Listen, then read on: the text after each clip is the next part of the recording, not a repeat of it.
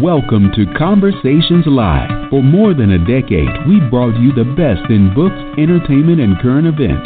When the movers and shakers of the world have something to say to you, they say it to us first. Now, here's your host, Cyrus Webb. And welcome back, everyone, to Conversations Live. I'm your host, Cyrus Webb. Glad you all could join us once again. Whether you're tuning in on the radio dial, we welcome you all back to our program. Also, those tuning in through online affiliates around the world, we're glad that you all could join us, including our Heart Radio family. We're glad to have all of you with us as well. We're excited to welcome Anne Bahr Thompson to our program today. Anne has written a book that has gotten a lot of people talking and thinking, which is definitely a good thing. It's called Do Good, Embracing Brand Citizenship to Fuel Both Purpose and Profit. We're going to talk to Anne not only about the research that led to this book, but also what it's been like for her to be a part of this conversation and really show the importance of being able to deliver in so many different ways, less in what we say, but more in what we do. So we'll talk to her about that and what she hopes you're able to take away from it. And hello to you and welcome to the program. Oh, well, thank you, Cyrus. Glad to be here. The pleasure's definitely all mine. It's been a lot of fun for me, and not only to have read the book, I got it through our friends at Amazon, but also to be able to see the conversations that you've been having with other people as it leading up to this conversation with us today. What has it been like for you to see the way that people are not only gravitating to the book Do Good, but also being a part of the research that you've been able to glean? Well, it's exciting because the purpose behind writing the book was really to help accelerate the movement of companies that are doing good, companies that are looking to align their profit with a more meaningful purpose. And it's always exciting when part of your mission is being accomplished. Right, for sure. I mentioned the research that went into this. One of the things that you've been talking about, this was an interesting element for me, and because it seems as though you're a person that's interested in the results, and also wanted to know the why behind why people do things, why they may choose certain brands, and also, of course, brands that are out there that might be emulated so that people can be able to become better. How did the research kind of come about for you? So the research, it's not something I set out to create. It's interesting because the notion of purpose and the notion of businesses stepping up more to social responsibility is really strong at the moment. A lot of people just assumed I set out to create a model about this. In reality, that's not at all what happened. So in 2011, at the end of 2011, we were running a trend study to come up with 5 trends for 2012 to go talk to clients and prospects about. And in that study, we asked people about their hopes and dreams for the coming year, their fears. We asked a few questions about issues they thought would be most important, careers they thought people would be interested in the coming year. And we also asked them which brands they thought exhibited leadership and why, which brands they thought exhibited good corporate citizenship and why, and which brands they thought were bad corporate or irresponsible corporate citizens and why. And what this research told us was something completely unexpected. We learned that under the surface, people back in 2011 were asking businesses to step up and help solve some of the problems they didn't think government was solving. It makes sense when you think about the context of 2011. It was 3 years on from the crash and the recession that happened as a result of the mortgage crisis.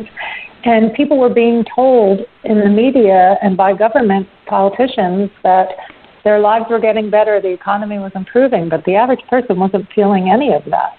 And it was in another election year. There was more bipartisanship and polarized politics. We didn't know what was yet to come in the past 2 years or so, but at the time we thought things were really severe, and people just wanted solutions. And under the surface, they were telling us, we want business to step up and fix some of these problems. So over the next 3 years, I granted myself money to deconstruct brand leadership for good corporate citizenship and favorite brands, which is a proxy for brand loyalty. And that research, which was very much about what you're talking about, just talking to people, getting people's opinions on things. It was both qualitative and quantitative research. That research led to a grassroots up model of 5 steps that is the model of brand citizenship. Yeah. And I love the way that you're able to talk about brand citizenship in the book itself, Do Good. And you wrote this: brand citizenship is a way of doing business from a company's core purpose to its delivery of goods and services, to its responsibility to its employees, community, the environment, and the world that people trust, believe in, and rely on. What I thought was so interesting about that is I don't think a lot of people in business think it's their responsibility to do all of that. Do you think that is part of the problem?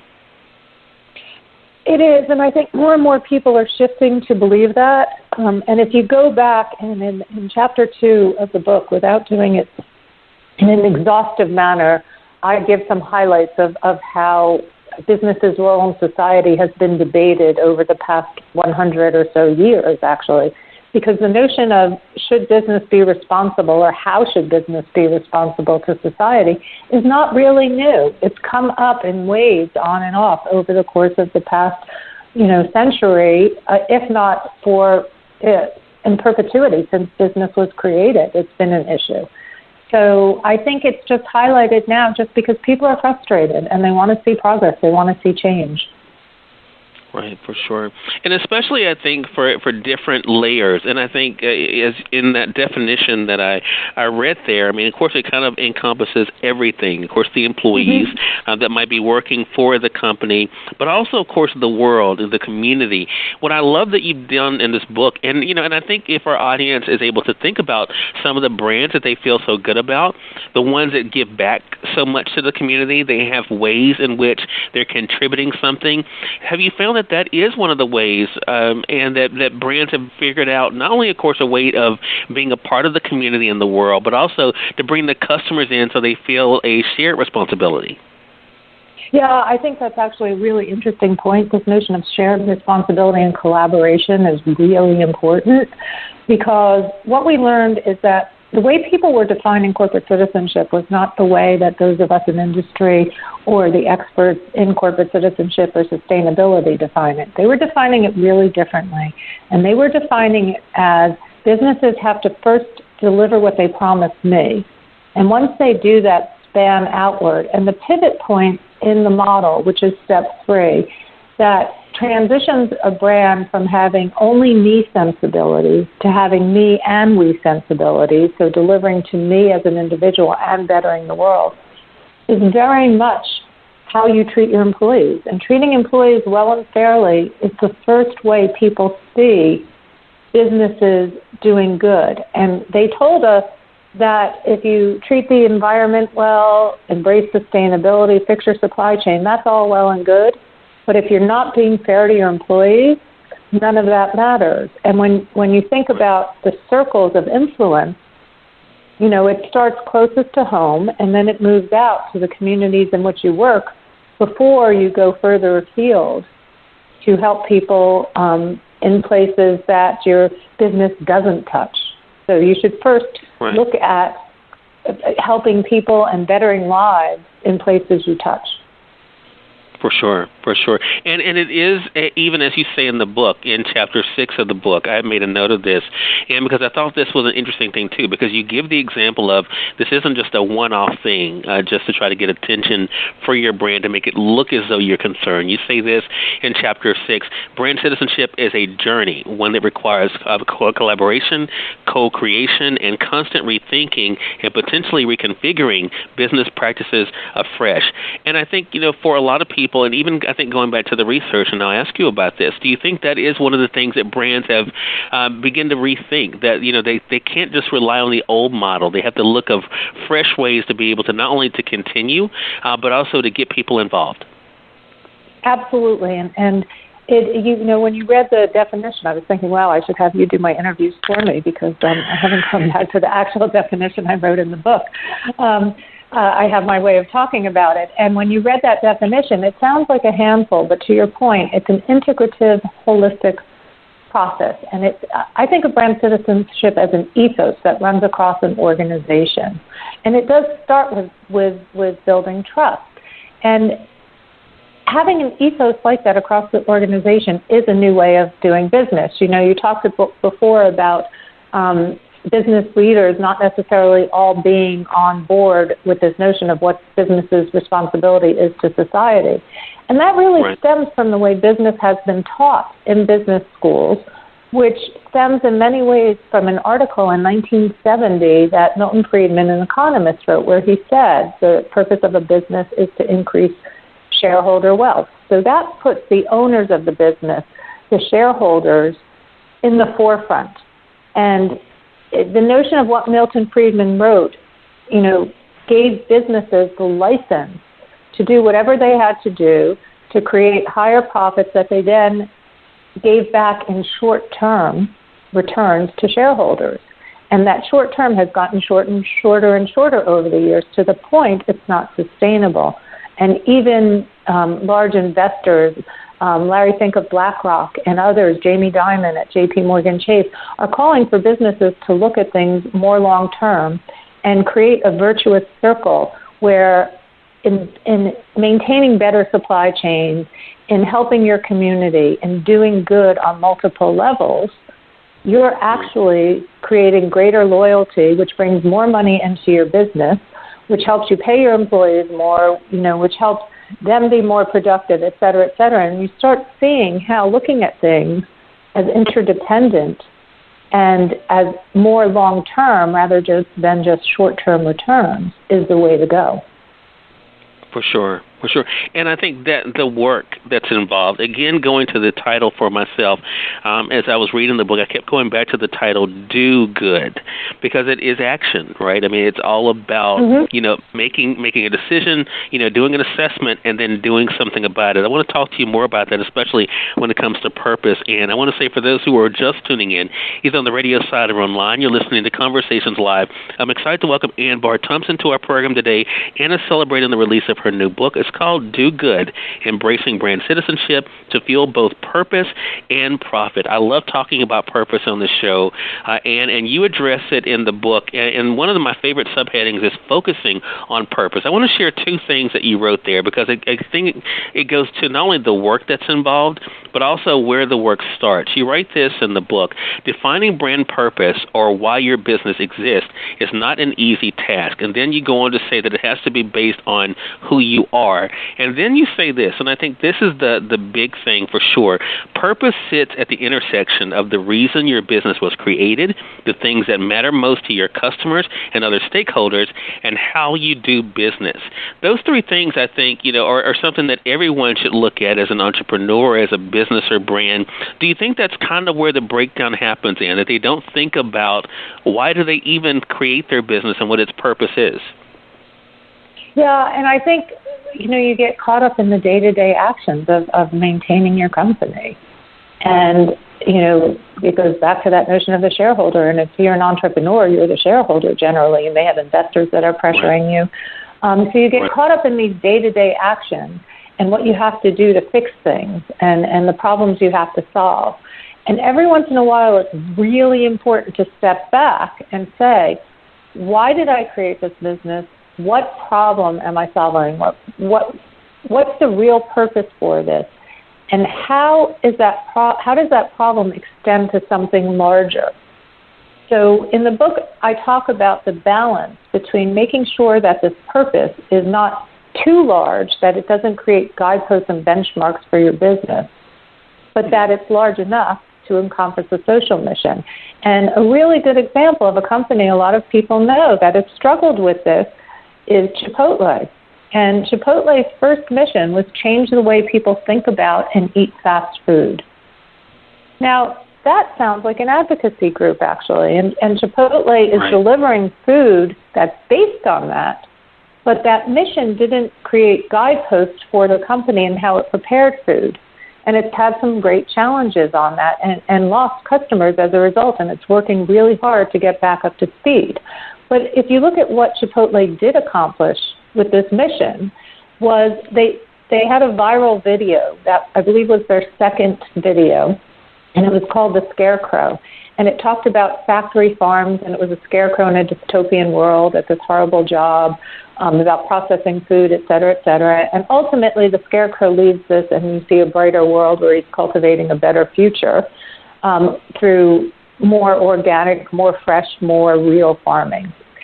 And this video changed the way people think about fast food. In the research we were doing, so over the 3 years that I deconstructed brand leadership from good citizenship and brand loyalty, we asked people over and over which brands they thought were good citizens, bad citizens, et cetera, et cetera. The year that Chipotle released this video, people started telling us bad corporate citizens were factory farms.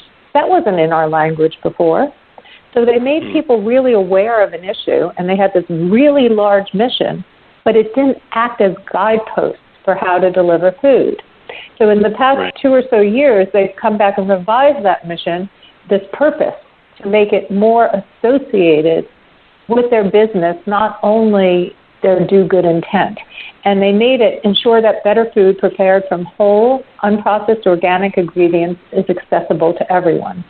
So as a fast food restaurant, they're making the food more accessible, but this notion, ensure that better food prepared from whole, unprocessed ingredients, starts creating guideposts and saying, we have to really prepare this food properly, not just change the way people think about fast food.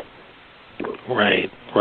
And that brings up another point that you highlight in the book, and I think this is something that all of us, regardless of whether we are an entrepreneur, a business owner, or just someone who might work at a certain establishment, that these things take time. I mean, when you're going into making, especially when you have to reevaluate why you started your business and then be able to make the changes that are going to bring you in line with, like what we're discussing here with brand citizenship, that not to be frustrated by that, just as your research took time, that's one of the things that people have to realize too.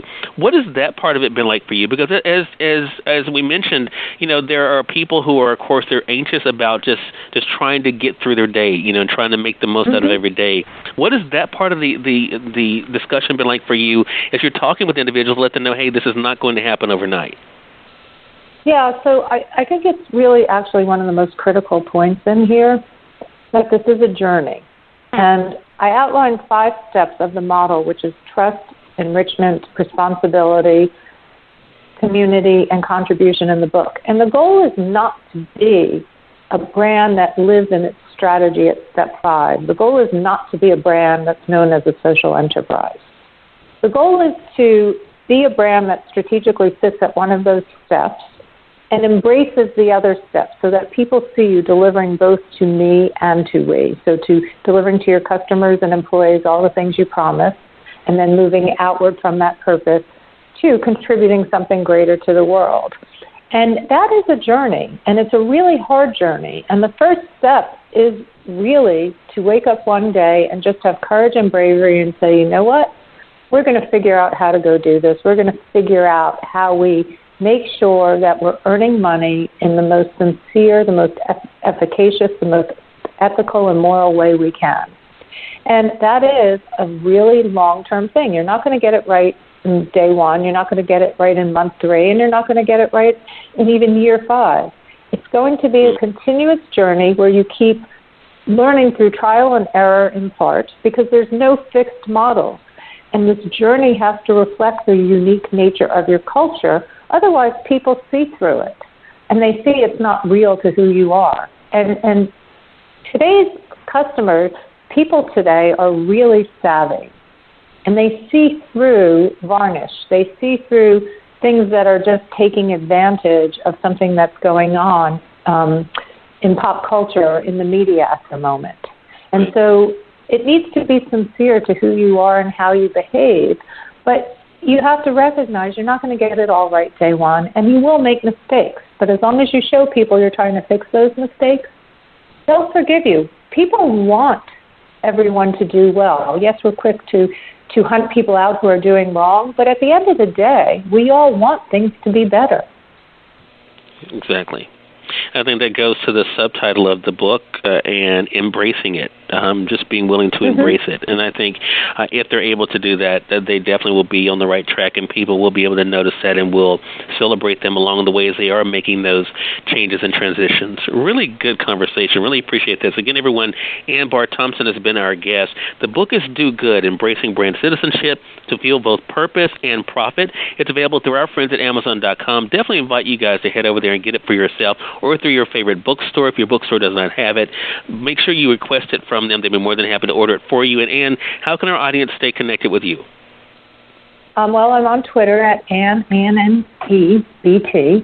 I'm on LinkedIn at Anne Bahr, Bahr Thompson, THOMP. You can find me at brandcitizenship.com, which is one of my sites, and my company site is 164th.com, a little harder to spell, so brandcitizenship.com will get you there. And you'll find my email addresses and phone numbers and things on those things. So please do reach out. I think this is a journey we're all on together. And I'm really hoping all your listeners, everyone who's part of Conversations Live, will join the movement. And the more people that collaborate, the more people that push businesses, the more people that call for business to be responsible, a responsible citizen, an active participant in society, the better the world will get. Yeah, I totally agree. And thank you so much for the time. Really appreciate it. And looking forward to having you back on the program again. Well, thank you so much, Cyrus. Really enjoyed it. Take care. Yes. Hey, you do the same, and we thank your audience for tuning in to another great segment of Conversations Live. If you all came in late and missed part of the conversation with Anne, don't worry. Thanks to our online friends, you all can catch the replay right as we go off the air. The link is already available through our social media sites, so head over to Facebook.com/Cyrus Webb or go to Twitter.com/Cyrus Webb. If you click on the link there, you can listen to the show completely for free and share with your friends from there, too. Until next time, I'm your host, Cyrus Webb, saying as always, enjoy your day, enjoy your life, enjoy your world. Make sure you take out time to enjoy some good music as well as a great book. Thank you all for choosing Conversations Live today. You all make it a great one.